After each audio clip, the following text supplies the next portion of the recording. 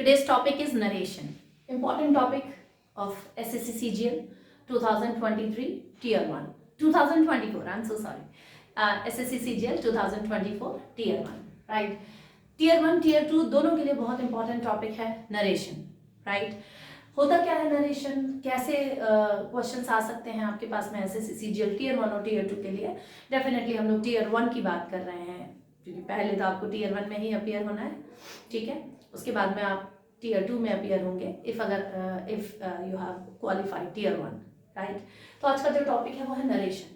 क्या होता है नरेशन और कैसे क्वेश्चंस आते हैं, डिफिकल्टी लेवल क्या होता है, नरेशन वाले क्वेश्चंस का वेटेज कितना है एसएससी टीयर 1 एंड टीयर 2 में, everything will be discuss in this lecture, ठीक है? तो सबसे पहले तो यही बात कर लेते हैं कि वेटेज कितना है।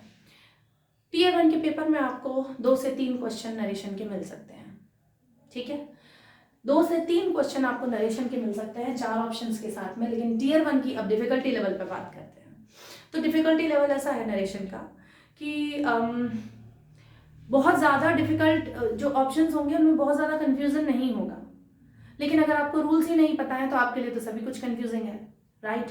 तो रूल्स तो आपको पता होने ही चाहिए। अगर रूल्स आपको ढंग से पता है तो डिफिकल्टी लेवल बहुत ज़्यादा नहीं होगा, आपको आसानी से समझ आ जाएगा कि हाँ ये 4 ऑप्शंस में से कौन सा ऑप्शन सही है, ठीक है? तो बेसिक कुछ रूल्स देखते हैं। I have selected some questions for you जो कि डिफिकल्ट क्वेश्चंस हैं, राइट? लेकिन अगर आपको बनाना आ गया है कि कैसे हम डायरेक्ट से इनडायरेक्ट बना लेते हैं, इनडायरेक्ट सेंटेंस बनाते हैं नरेशन में, तो ईजी है, कोई दिक्कत नहीं है।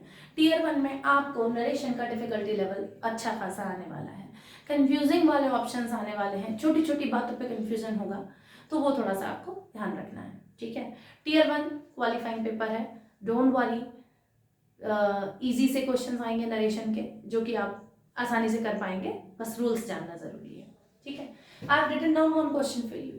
This question says the boss said to his secretary, did you discuss the matter with the manager? Question कैसा है? इंटेरोगेटिव है। कैसा है? इंटेरोगेटिव। क्योंकि ये एक क्वेश्चन है, देखिए लास्ट में एक क्वेश्चन मार्क लगा हुआ है, क्योंकि ये क्वेश्चन है, इंटेरोगेटिव सेंटेंस है। जो भी डायरेक्ट में लिखा हुआ, ये एक डायरेक्ट सेंटेंस है, डायरेक्ट पूछा है ना, I and my friend we set together, हम लोग साथ में बैठे हुए थे और उसने मुझसे कहा कि तुम्हारी ड्रेस अच्छी लग रही है। तो ये उसी के वर्ड्स हैं, तुम्हारी ड्रेस अच्छी लग रही है, लेकिन ये तो पास्ट की बात है। तो डे बिफोर यस्टरडे जब हम लोग साथ में बैठे हुए थे तब उसने मुझसे कहा कि तुम्हारी ड्रेस अच्छी लग रही है। तो जब इसको इनडायरेक्ट, अब यही बात मुझे किसी और को बतानी है तो मुझे ये पूरा का पूरा सेंटेंस पास्ट टेंस में ही बोलना पड़ेगा, क्योंकि ये तो पास्ट की बात हो गई।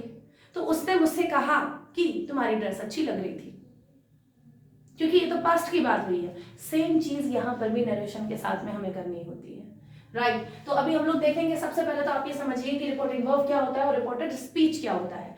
सेकंड ग्रेड इंग्लिश का आया हुआ क्वेश्चन है कि रिपोर्टिंग स्पीच, अंडरलाइन जो सेगमेंट है वो है रिपोर्टिंग स्पीच, रिपोर्टेड स्पीच। अब आप बताइए तो क्या होता है रिपोर्टिंग वर्ब और रिपोर्टेड स्पीच क्या होती है, उसके बारे में थोड़ा सा बात कर लेते हैं। The boss said to his secretary, ये है रिपोर्टिंग वर्ब। रिपोर्टिंग वर्ब मतलब रिपोर्टिंग वर्ब पास्ट टेंस में है या कि प्रेजेंट टेंस में है या कि फ्यूचर टेंस में है, वो हमें जानना होगा, और इस पूरे सेगमेंट को हम बोलते हैं रिपोर्टिंग वर्ब। रिपोर्टेड स्पीच क्या होता है? ये है reported speech. Did you discuss the matter with the manager, जो इन्वर्टेड कॉमा के अंदर होता है वो होता है रिपोर्टेड स्पीच। अब ये रिपोर्टेड स्पीच मतलब ऐसी की ऐसी बात कभी कही गई थी, like I and my friend we set together day before yesterday, और उसने मुझसे पूछा कि कल से पानी कितने बजे आएगा, ठीक है? उसने मुझसे पूछा कि कल से पानी कितने बजे आएगा।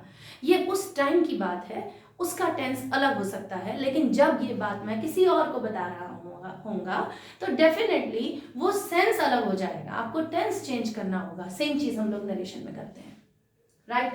तो अभी the boss said to his secretary, ये है रिपोर्टिंग वर्ब, और did you discuss the matter with the manager, ये है रिपोर्टेड स्पीच। इतनी बात समझ आ गई, ठीक है। अब हम लोग आगे बात करते हैं कि रिपोर्टिंग वर्ब और रिपोर्टेड स्पीच ये चीजें हो गई हैं। अब चेंज करने में और क्या चीजें सामने आती हैं। देखिए, ये जो रिपोर्टिंग स्पीच है, ठीक है, रिपोर्टिंग वर्ब जो है, रिपोर्टिंग वर्ब का ये सब्जेक्ट होता है, ये होता है सब्जेक्ट, और सेड टू हो गया वर्ब, सेड वर्ब हो गया, ठीक है। हिज सेक्रेटरी क्या हो गया, ऑब्जेक्ट। तो रिपोर्टिंग वर्ब का सब्जेक्ट है द बॉस, रिपोर्टिंग वर्ब का ऑब्जेक्ट है द सेक्रेटरी। अब इसको समझिए SON 1 2 3। जिन्हें भी रूल्स के बारे में थोड़ी भी जानकारी है वो इस बात को बहुत अच्छे से समझ पाएंगे। और बेसिक ग्रामर तो देखिए आपको पता ही होना चाहिए। इफ यू वांट कि नाउन क्या होता है, सब्जेक्ट क्या होता है, ऑब्जेक्ट क्या होता है, प्रोनाउन क्या होते हैं, ग्रामर के अगर ये पार्ट आपको पूरी तरह क्लियर नहीं है, you can watch my videos, जो छोटे छोटे हर ग्रामर के हर टॉपिक पर लेक्चर दिए हुए हैं। सो चैनल से ज़रूर जुड़ जाइए, सब्सक्राइब कर लीजिए और वीडियो को शेयर कीजिए, लाइक कीजिए, राइट। सो आगे बढ़ते हैं, हम लोग SON 1 2 3 पर बात करते हैं। यह है subject, S stands for subject, O stands for object, ठीक है, और यह है नन, ठीक। अगर फर्स्ट पर्सन है तो सब्जेक्ट के हिसाब से चेंज होगा, अगर सेकंड पर्सन है तो ऑब्जेक्ट के हिसाब से चेंज होगा, और अगर थर्ड पर्सन है तो नो चेंज। अब देखिए, द बॉस थर्ड पर्सन है, हिज सेक्रेटरी, ये भी अब हिज सेक्रेटरी से ये पता चल गया कि ये जो बॉस है ना वो एक मेल है, बॉस जो है वो एक मेल है, क्योंकि बॉस का सेक्रेटरी अगर वो फीमेल होता तो हर सेक्रेटरी आता वहां। तो हमें ये बात पता चल गया कि ये जो बॉस है ना ये ही है, ये एक मेल है, ठीक है। दूसरी बात, हिज सेक्रेटरी जो है ये भी थर्ड पर्सन है और ऑब्जेक्ट के प्लेस में आया हुआ है। तो अब जब इसको पूरी की पूरी तरह चेंज करेंगे तो हमारा जो आंसर होगा वो होगा द बॉस। पहली चीज इंटरोगेटिव है, आस्क आएगा, ठीक है। The boss, this ask no, ed ask, why, क्योंकि रिपोर्टिंग वर्ब किस में है, पास्ट टेंस में है। So the boss ask his secretary, ठीक है। दूसरी चीज इंटरोगेटिव है, किस तरह का इंटरोगेटिव है, दो तरह के इंटरोगेटिव होते हैं। देखिए, इंटरोगेटिव सेंटेंस दो तरह के होते हैं, एक होती है हेल्पिंग वर्ब से बनने वाला और दूसरा होता है क्वेश्चन वर्ड से। हेल्पिंग वर्ब से बनने वाला सेंटेंस कैसे होगा, did you eat chapati, have you done your walk, had you had your breakfast, will you be there. Helping verb से बनने वाले इंटरोगेटिव सेंटेंस सबसे पहले हेल्पिंग वर्ब ही आती है अकॉर्डिंग टू टेंस। दूसरी चीज क्वेश्चन वर्ड से, why did you not complete your work, when have you completed your project, when will you come. ये क्वेश्चन वर्ड से बनने वाले सेंटेंसेस हैं जो क्वेश्चन वर्ड से आते हैं। अब इसका ये वाला कैसा सेंटेंस है, ये है हेल्पिंग वर्ब से बनने वाला सेंटेंस। इसके लिए रूल क्या आएगा, इसके लिए यही है, ये जो हेल्पिंग वर्ब से बनने वाले इंटरोगेटिव सेंटेंस है उसके लिए या तो हम इफ लगाते हैं या फिर वेदर, है ना। तो या तो हम इफ लगाते हैं या फिर हम लगा देते हैं whether, right. So the boss ask his secretary if you second person है, किसके हिसाब से चेंज होगा, यू सेकंड पर्सन है, ऑब्जेक्ट के हिसाब से चेंज होगा, ठीक है। यू जो है वो सेकंड पर्सन है तो ऑब्जेक्ट के हिसाब से चेंज हो जाएगा, यहां पर आ जाएगा ही, इफ ही, क्योंकि ये डिस्कस है। अब टेंस देखिए, नरेशन अपने आप में एक बहुत बड़ा ग्रामर का एक बहुत बड़ा टॉपिक है, हर छोटी छोटी बातें आपको समझनी होंगी। अब टेंस देखिए, did you discuss the matter with the manager, ये टेंस है पास्ट इंडेफिनिट। तो पास्ट इंडेफिनिट का टेंस को डायरेक्ट से इनडायरेक्ट बनाते समय वो पास्ट परफेक्ट हो जाता है। अब पास्ट परफेक्ट की हेल्पिंग वर्ब होती है हैड और वर्ब की थर्ड फॉर्म। तो कैसे बनेगा? If he had discussed the matter with the manager।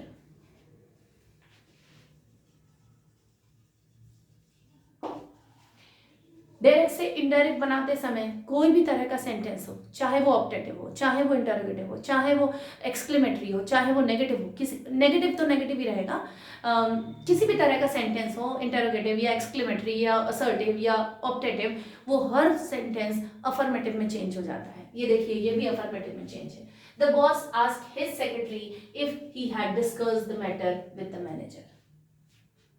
ये है कंप्लीट नरेशन। अब ऑप्शन कैसे मिलेंगे आपको? ऑप्शन ऐसे मिलेंगे। ये हो गया ऑप्शन नंबर 1। दूसरा ऑप्शन में वो क्या कर देगा? द बॉस आस्क, या हो सकता है आस्क की जगह वो टोल्ड कर दे। The boss told his secretary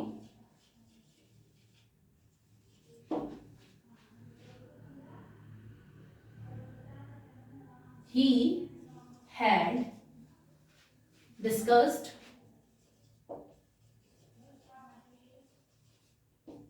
the matter, या फिर he had में भी उसने पहले if ही लगा के दिया हुआ। आपको और कंफ्यूज करना है तो if he had matter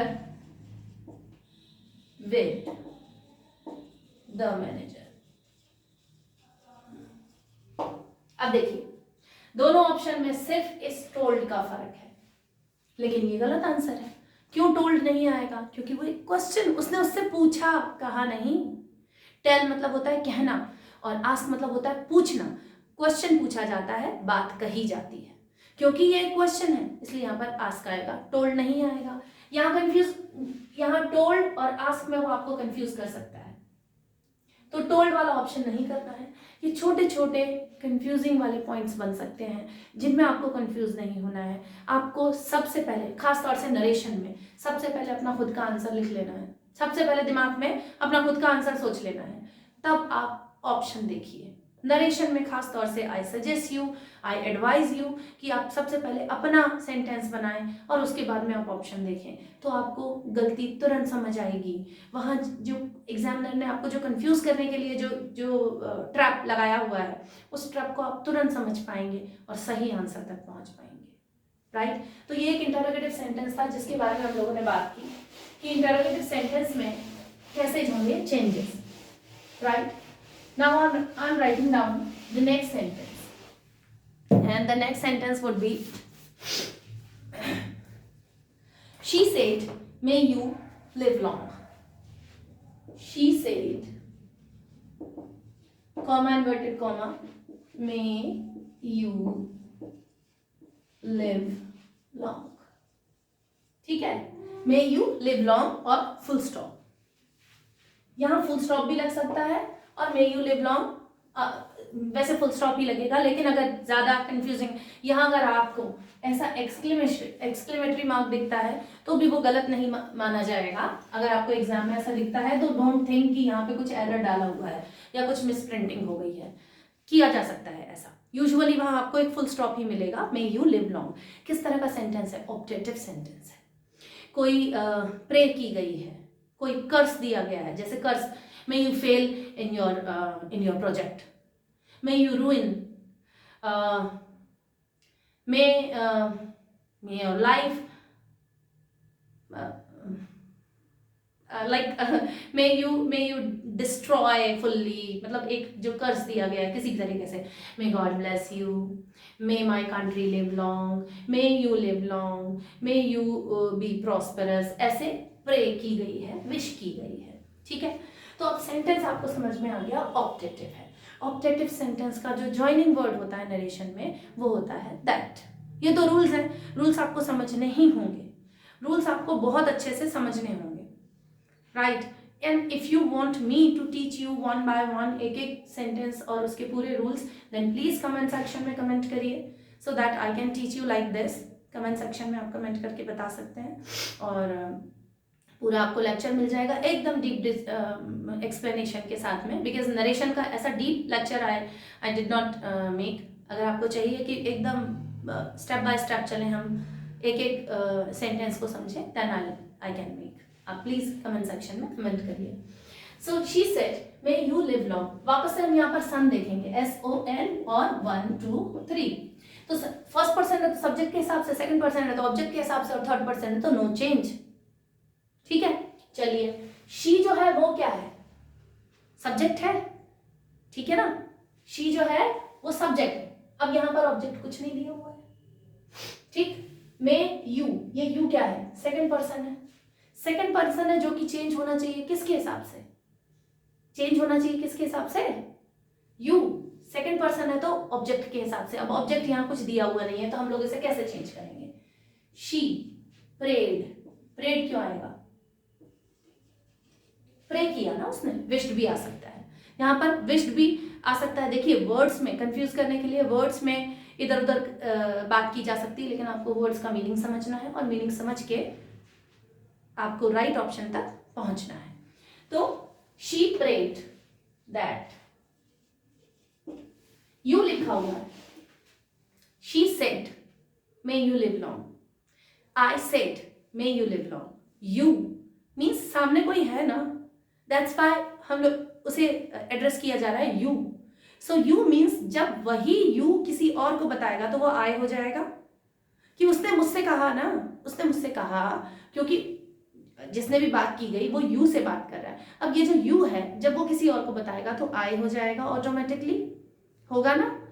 मैंने आपसे कहा मे यू लिव लॉन्ग, तो आप यही बात जब किसी और को बता रहे होंगे तो उसने मुझसे कहा, मुझसे कहा, ठीक है ना, कि मैं बहुत लंबी उम्र जीऊं, तो मैं हो जाऊंगा वो। ये कॉमन सेंस है।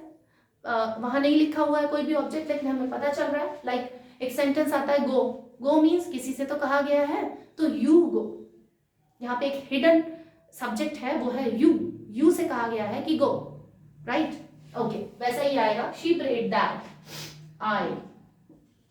मे का हो जाएगा माइट, मे का पास्ट इक्विवेलेंट होता है माइट, ठीक है। पास्ट में क्यों जाएगा, क्योंकि रिपोर्टिंग वर्ब पास्ट में है। सेड है, सेज होता है ना, शी सेज होता, शी सेज होता तो प्रेजेंट में यहां पर कोई चेंज नहीं होते, ठीक है। तो she prayed that I might live long, full stop, खत्म। अब वो कंफ्यूजन, ये पहला ऑप्शन। दूसरा ऑप्शन में क्या दे सकता है, शी प्रेड, या प्रेड की जगह और कंफ्यूज करने के लिए she wished, she wished that you might live long. तो ये तो कुछ ऐसी बात हो गई कि आई सेड टू यू, मैंने आपसे कहा कि यू मे लिव लॉन्ग। अब आप जब किसी और से कह रहे हो तो उससे कह रहे हो कि तुम ज्यादा लंबी जिंदगी जियो। ऐसा मैंने तो नहीं कहा कि वो थर्ड पर्सन लंबी जिंदगी जिए। I said the same thing to you. So you क्या हो जाएगा, आई हो जाएगा इंस्टेड ऑफ यू। यहां यू गलती है, तो इस यू को यू समझ के अगर आपने इस पे, क्योंकज्यादा इसमें अंतर है नहीं, दोनों ऑप्शन, तीसरा ऑप्शन वो आपको दे सकता है। She exclaimed that I might live long। एक एग्जामिनर का माइंडसेट पढ़िए, वो कैसे आपको कंफ्यूज कर सकता है, वो कैसे क्वेश्चंस फ्रेम कर सकता है।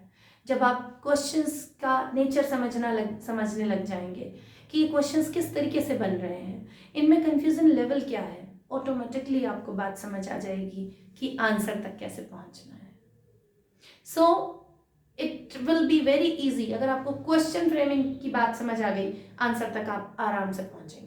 थर्ड में आपको कंफ्यूज कर रहा है एक्सक्लेम से, आई माइट लिव लॉन्ग, चलिए आई तक भी पहुंच गए आप। एक्सक्लेम, अब क्या आएगा? प्रेड आएगा, एक्सक्लेम्ड आएगा, क्या आएगा? प्रेड ही आएगा। उसने एक दुआ दी है आपको, एक प्रार्थना की है आपके लिए, विश भी आ सकता है। उसने एक इच्छा जताई है कि आप बहुत लंबी उम्र जिए, राइट? तो ऑपरेटिव सेंटेंस है कुछ इस तरह से चेंज होंगे। Look again I am telling you, ये एक कुछ क्वेश्चंस हैं और क्वेश्चंस का डिस्कशन है। अगर आपको चाहिए स्टेप बाय स्टेप हम लोग नरेशन करें तो प्लीज कमेंट सेक्शन में कमेंट कीजिए, सो that I can make one video on narration. Narration के ऊपर हम लोग बात करेंगे, right? Third question, he said, oh enough, he said, oh enough,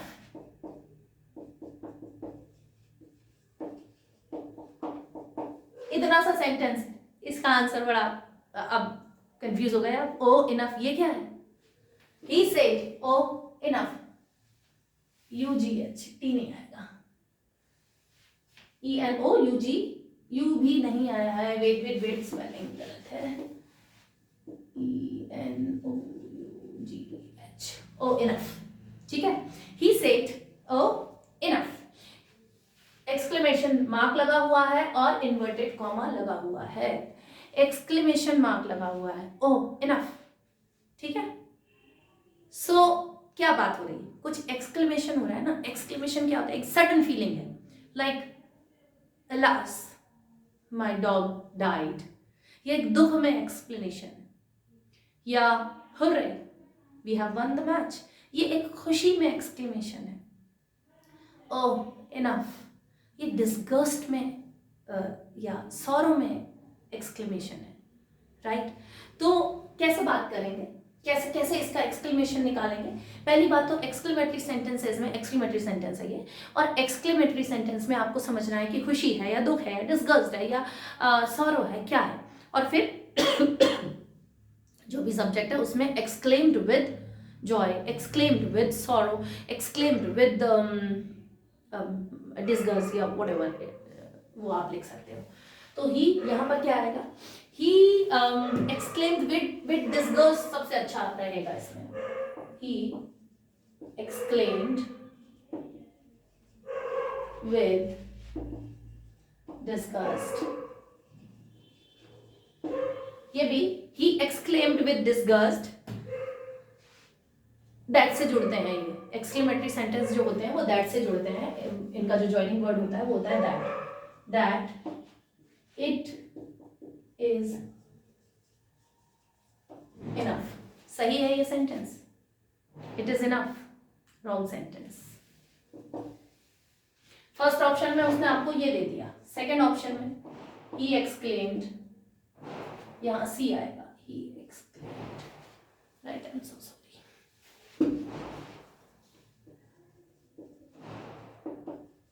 He exclaimed with, यहां डिस्गस्ट की जगह सॉरो कर दिया उसने, सॉरो दैट इट वॉज। कौन सा ऑप्शन सही है? फर्स्ट और सेकंड। यहां आपको डिस्गस्ट और सॉरो ये दोनों लगभग एक ही जॉनर की बात कर रहे हैं, दुख की या कुछ बुराई की बात कर रहे हैं, है ना? डिस्गस्टिंग है, कुछ अच्छा नहीं हुआ है उसके बारे में बात कर रहे हैं। सो डिस्गस्ट एंड सॉरो दोनों एक ही जॉनर की बात कर रहे हैं, लेकिन यहाँ पर ग्रामर देखिए, इज नहीं आएगा क्योंकि रिपोर्टिंग वर्ब तो पास्ट में है, क्योंकि रिपोर्टिंग वर्ब पास्ट में है इसलिए यहाँ पर इज नहीं आएगा, यहाँ पर आएगा वॉज, और यही ऑप्शन आपका राइट ऑप्शन है। इस तरह से कंफ्यूजिंग क्वेश्चन ऑप्शंस आएंगे, बड़ा ध्यान देना है आपको कि आप वहां कंफ्यूज नहीं हो, राइट? सो एक्सक्लेमेटरी सेंटेंस है और इस तरह से चेंज होंगे। Next will be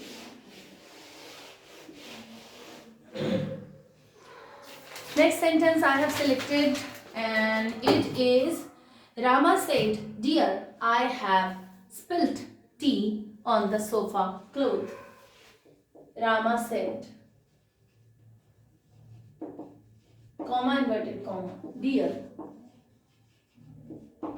right?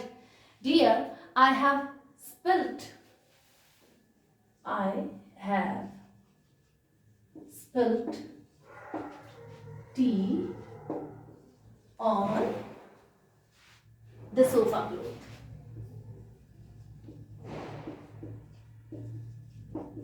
ठीक है, I have spilled tea on the sofa cloth. Right यहाँ ओके, क्लोथ के बाद में फुल स्टॉप लगा हुआ है, लेकिन ये एक्सक्लेमेशन मार्क है, लेकिन यहाँ पर एक्सक्लेमेशन लिखा हुआ है. देखिए सबसे अच्छी बात आपके पास में ये हो रही है कि आपको 4 ऑप्शन मिल रहे हैं, तो यहाँ तो आपको दिमाग लगाना ही नहीं है कि एक्सक्लेमेटरी सेंटेंस है या ऑब्जेक्टिव है या इंटरोगेटिव है, वो 4 ऑप्शन में ही दिख रहा है आपको.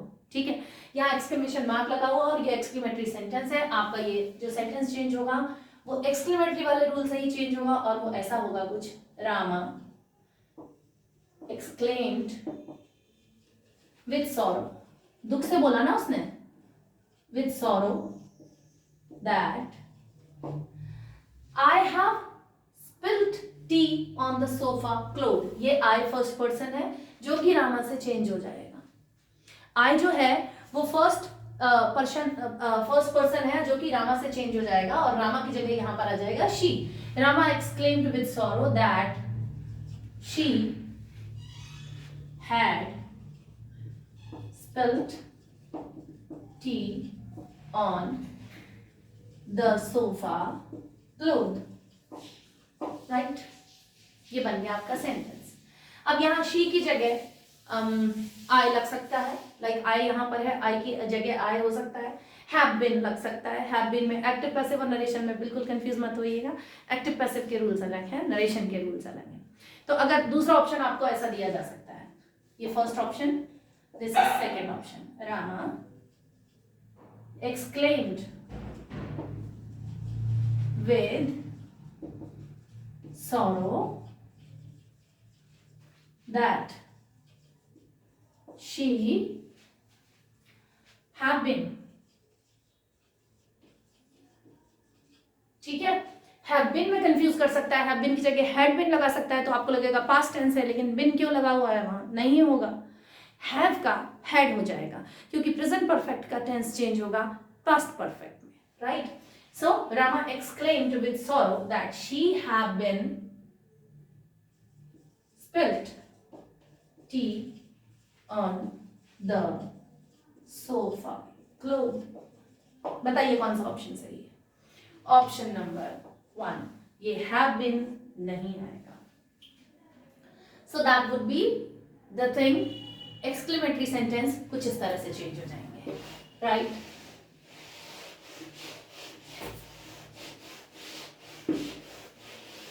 Okay, next question. Shankar said to his friend, Shankar said to his friend, comma inverted comma. ठीक है, बी केयरफुल.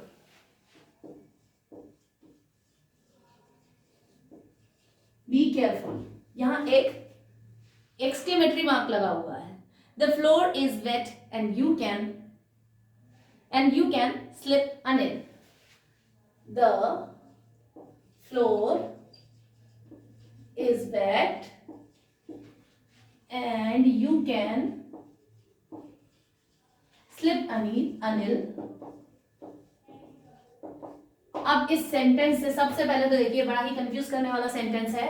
ये जो अनिल है ना, यही है हिज फ्रेंड, क्योंकि उसने नाम लेके बोला है. जैसे I said to you should be very careful Gita.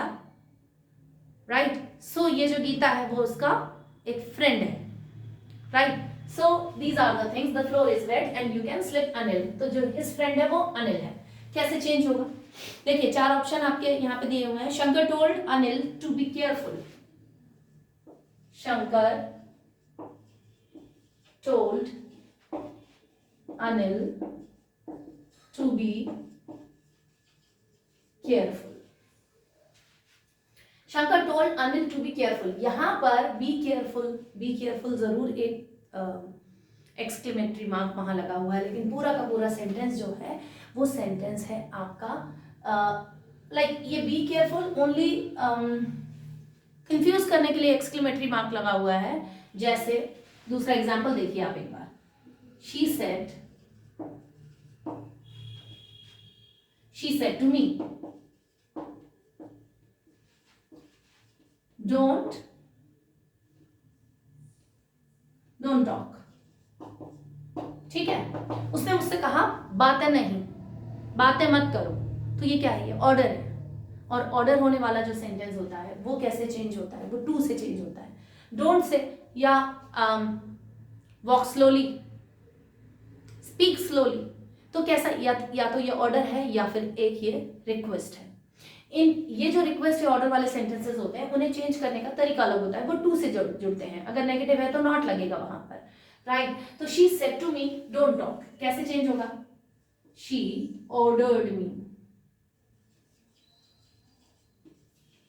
Not to talk. ठीक है, अगर यहां पर डू नॉट टॉक की जगह यहां पर होता टॉक टू मच या टॉक लेस। ठीक है, टॉक लेस, तो कैसे हमारा बन जाता, यहां पर अगर टॉक लेस होता तो शी ऑर्डर्ड मी